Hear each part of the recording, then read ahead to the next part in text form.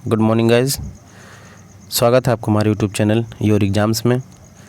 आज है 16 मार्च 2022 और 16 मार्च 2022 के जितने भी इम्पोर्टेंट क्वेश्चन करंट अफेयर के बनते हैं आज हम उन सभी प्रश्नों पर चर्चा करेंगे। तो वीडियो के लास्ट तक बने रहिए और यदि आप हमारे यूट्यूब चैनल पर नए हैं तो कृपया इसे सब्सक्राइब करें और बेल आइकन को दबाना ना भूलें। आइए देखते हैं आज का पहला क्वेश्चन। सिप्री रिपोर्ट के अनुसार हथियारों के सबसे बड़े आयातक देश कौन है? सिप्री रिपोर्ट के अनुसार हथियारों के सबसे बड़े आयातक देश कौन है? तो आपका सही ऑप्शन है option number B, Bharat. SIPRI ने trends in international arms transfer 2021 पर अपनी नवीनतम रिपोर्ट जारी की है।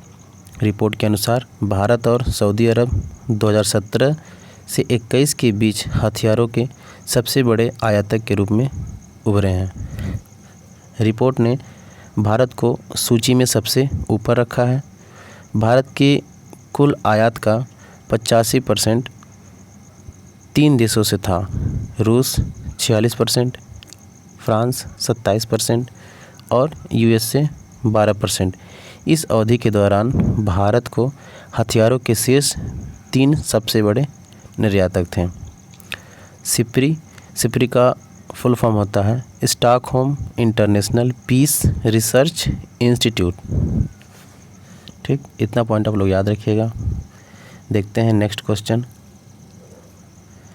मिशन इंद्रधनुष 90.5% कवरेज के साथ भारत का कौन सा राज्य पूर्ण टीकाकरण में अव्वल रहा? तो आपका सही ऑप्शन है ऑप्शन नंबर बी, उड़ीसा। राष्ट्रीय परिवार स्वास्थ्य सर्वेक्षण 5। ठीक, राष्ट्रीय परिवार स्वास्थ्य सर्वेक्षण 5 के अनुसार मिशन इंद्रधनुष के तहत 90.5% कवरेज के साथ उड़ीसा भारत में पूर्ण टीकाकरण की सूची में शीर्ष राज्य बन गया है। सघन मिशन इंद्रधनुष 4.0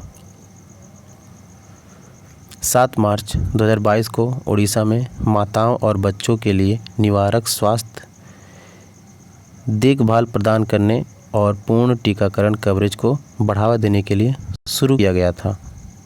ठीक, उड़ीसा की राजधानी भुवनेश्वर, राज्यपाल गणेशी लाल, मुख्यमंत्री नवीन पटनायक। देखते हैं next question. Fortune India the next 500 Fortune India the next 500 list 2022 में रेल टेल कौन से स्थान पर है? तो आपका सही ऑप्शन है ऑप्शन नंबर ए, 124वें स्थान पर। भारतीय रेल मंत्रालय के स्वामित्व वाली RailTel Corporation of India Limited Bharat में संचालित शीर्ष मध्यम आकार की कंपनियों के 8वें संस्करण फॉर्च्यून इंडिया द नेक्स्ट 500 में 124वें स्थान पर है। भारत में काम करने वाली शीर्ष मध्यम आकार की कंपनियों की 2021 की सूची में इसे 197वां स्थान दिया गया था। यह Fortune India the next 500 Fortune India English monthly पत्रिका द्वारा प्रतिवर्ष प्रकाशित किया जाता है। रेल टेल की स्थापना सितंबर सन 2000 में, मुख्यालय गुड़गांव हरियाणा में, एमडी पुनीत चावला जी हैं। इतना पॉइंट आप लोग याद रखिएगा। देखते हैं नेक्स्ट क्वेश्चन। हाल ही में रूपिया बांदा का निधन हुआ है। वे किस देश के पूर्व राष्ट्रपति थे? आपका सही ऑप्शन है option number A, Zambia. Zambia के पूर्व राष्ट्रपति रूपिया बांदा का कैंसर से 2 साल की लड़ाई के बाद निधन हो गया है। वह 85 वर्ष के थे। बांदा ने 2008 और 2011 तक जाम्बिया के चौथे राष्ट्रपति के रूप में कार्य किया। 2006 में तत्कालीन राष्ट्रपति लेवी मवानावासा द्वारा अंततः उपाध्यक्ष के रूप में नामित होने से पहले बांदा ने पहले राष्ट्रपति केनेथ कौड़ा के तहत वरिष्ठ राजनयिक पदों पर कार्य किया था। जाम्बिया की राजधानी लुसाका, मुद्रा जम्बियन क्वाचा। द पॉइंट आप लोग याद रखिएगा। देखते हैं क्वेश्चन। हाल ही में भारत के किस राज्य में digital school health platform launch किया गया है? हाल ही में भारत के किस राज्य में digital school health platform launch किया गया है? तो आपका सही ऑप्शन है ऑप्शन नंबर ए, पुदुचेरी में। राष्ट्रीय डिजिटल स्वास्थ्य मिशन के तहत पुदुचेरी एक डिजिटल सार्वजनिक स्वास्थ्य पारिस्थितिकी तंत्र डिजिटल पब्लिक हेल्थ इकोसिस्टम बना रहा है। स्वास्थ्य विभाग पुदुचेरी और एक्सिस बैंक ने इस मंच पर सहयोग किया। केंद्र शासित प्रदेश ने पहली से 12वीं कक्षा के विद्यार्थियों के स्वास्थ्य रिकॉर्ड का डिजिटलीकरण करना शुरू कर दिया है, जिसमें कुल 2.4 लाख बच्चे हैं। पुदुचेरी के मुख्यमंत्री एन रंगास्वामी और उपराज्यपाल और प्रशासक तिमिलसाई सुंदर राजन जी हैं। देखते हैं नेक्स्ट क्वेश्चन।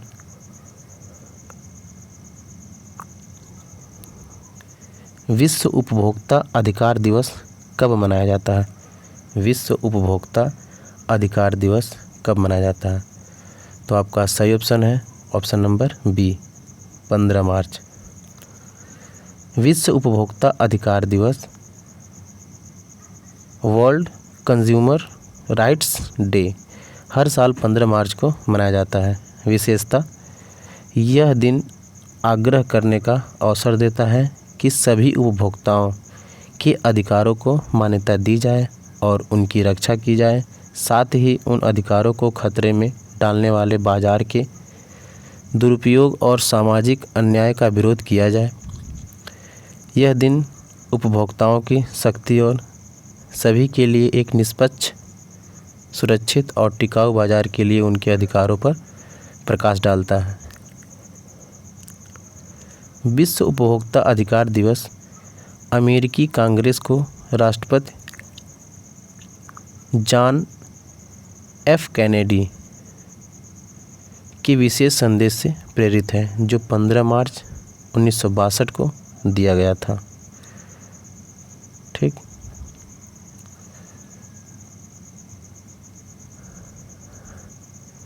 अंतर्राष्ट्रीय गणित दिवस 14 मार्च को मनाया जाता है।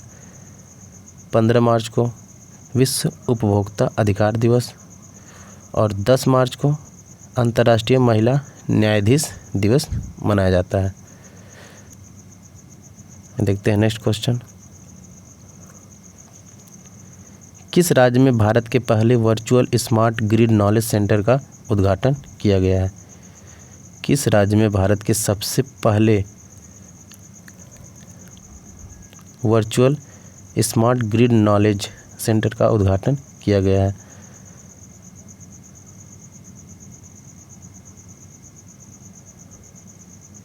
तो आपका सही ऑप्शन है हरियाणा। केंद्रीय बिजली मंत्री ने बिजली वितरण क्षेत्र में स्मार्ट ग्रिड प्रौद्योगिकियों को आगे बढ़ाने और क्षमता निर्माण के उद्देश्य से एक और डिजिटलीकरण प्रयास में virtual smart grid knowledge centre और इनोवेशन पार्क का उद्घाटन किया। वर्चुअल SGKC, जिसे केंद्रीय मंत्री RK सिंह द्वारा स्थापित किया गया था। देखते हैं नेक्स्ट क्वेश्चन।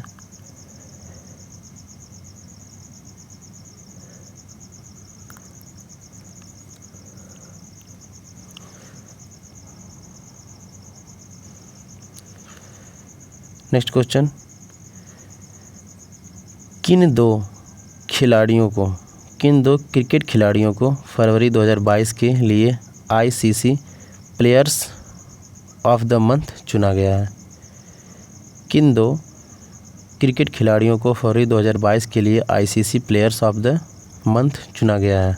तो आपका सही ऑप्शन है option number A Shreyas Iyer और अमेलिया केर। भारत के तेज़ी से उभरते बल्लेबाज श्रेयस अय्यर ने फरवरी 2022 के लिए ICC men's player of the month का खिताब जीता है। न्यूजीलैंड की हरफनमौला खिलाड़ी अमेलिया केर ने फरवरी 2022 के लिए ICC women's player of the month का पुरस्कार जीता। ICC player of the month पहले के हिस्से के रूप में प्रशंसक अंतर्राष्ट्रीय क्रिकेट के सभी प्रारूपों में अपने पसंदीदा पुरुष और महिला क्रिकेटरों के लिए हर महीने वोट देना जारी रख सकते हैं। ये दोनों खिलाड़ी हैं, श्रेयस अय्यर भारत के हैं और अमेलिया केर न्यूजीलैंड की हैं। इन 2 खिलाड़ियों को फरवरी 2022 के लिए ICC player of the month चुना गया है। देखते हैं नेक्स्ट क्वेश्चन। हाल ही में एयर इंडिया के नए अध्यक्ष के रूप में किसे नियुक्त किया गया है? हाल ही में एयर इंडिया के नए अध्यक्ष के रूप में किसे नियुक्त किया गया है? आपका सही ऑप्शन है एन चंद्रशेखरन। टाटा सन्स के चेयरमैन एन चंद्रशेखरन को एयर इंडिया का चेयरमैन नियुक्त किया गया है। 2022 में एन चंद्रशेखरन को 5 साल के दूसरे कार्यकाल के लिए टाटा सन्स के अध्यक्ष के रूप में फिर से नियुक्त किया गया। टाटा सन्स जल्द ही एयर इंडिया के लिए एक नए एमडी और सीईओ की घोषणा करेगा जो इल्कर आईसी की जगह लेगा, जिन्हें अगले महीने कार्यभार ग्रहण करना था, लेकिन उनकी नियुक्ति के संबंध में विवादों के मद्देनज़र इस्तीफा दे दिया। टाटा समूह के संस्थापक जमशेदजी टाटा और समूह का जो स्थापना हुआ था वो 1868 मुंबई में और समूह का मुख्यालय मुंबई में। देखते हैं नेक्स्ट क्वेश्चन। हाल ही में ऑयल इंडिया लिमिटेड के अगले अध्यक्ष और एमडी किसे चुना गया है? हाल ही में ऑयल इंडिया लिमिटेड के अगले अध्यक्ष और एमडी किसे चुना गया है? तो आपका सही ऑप्शन है ऑप्शन नंबर ए रंजीत रथ। रंजीत रथ को ऑयल इंडिया लिमिटेड के अगले अध्यक्ष और प्रबंध निदेशक के रूप में नामित किया गया है। वर्तमान में रंजीत रथ मिनरल एक्सप्लोरेशन कॉर्पोरेशन लिमिटेड के अध्यक्ष और प्रबंध निदेशक हैं। ऑयल इंडिया लिमिटेड पेट्रोलियम और प्राकृतिक गैस मंत्रालय के तहत भारत सरकार के स्वामित्व वाली दूसरी सबसे बड़ी कच्चे तेल और प्राकृतिक गैस उत्पादन कंपनी है। ऑयल इंडिया लिमिटेड की स्थापना 18 फरवरी 1959 को हुआ था। उसका मुख्यालय नोएडा में है। देखते हैं नेक्स्ट क्वेश्चन।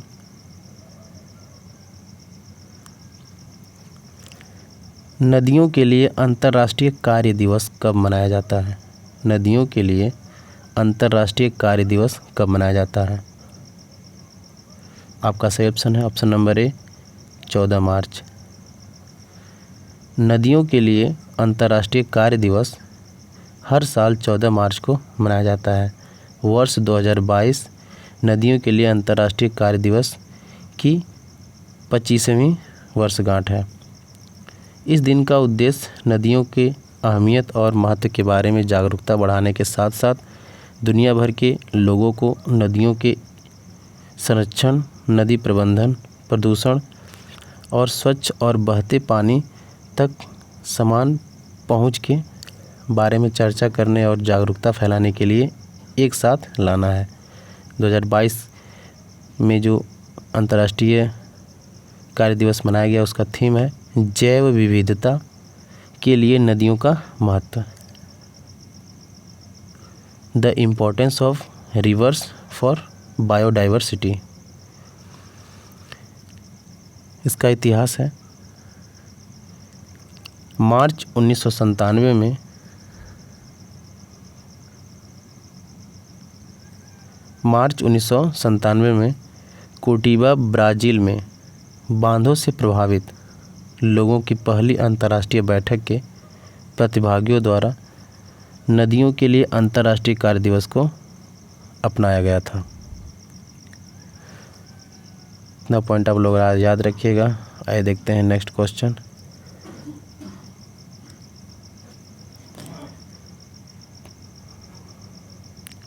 पचहत्तरवें बाफ्टा पुरस्कार 2022 का आयोजन कहाँ किया गया है? 75वें बाफ्टा पुरस्कार 2022 का आयोजन कहाँ किया गया है? तो आपका सही ऑप्शन है ऑप्शन नंबर ए, लंदन में।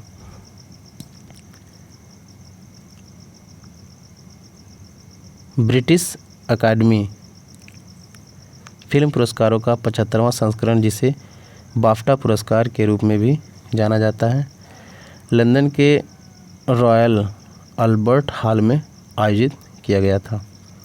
British academy of film and television arts द्वारा प्रस्तुत पुरस्कार 2021 की सर्वश्रेष्ठ राष्ट्रीय और विदेशी फिल्मों का सम्मान करते हैं।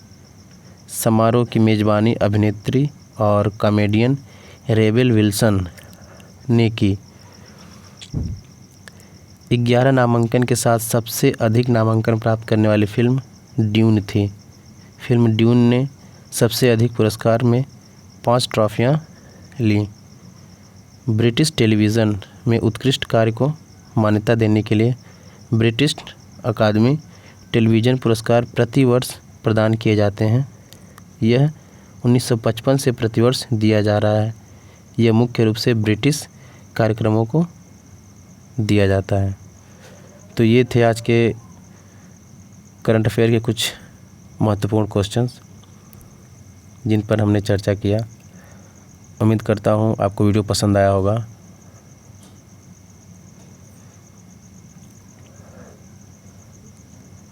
Thank you.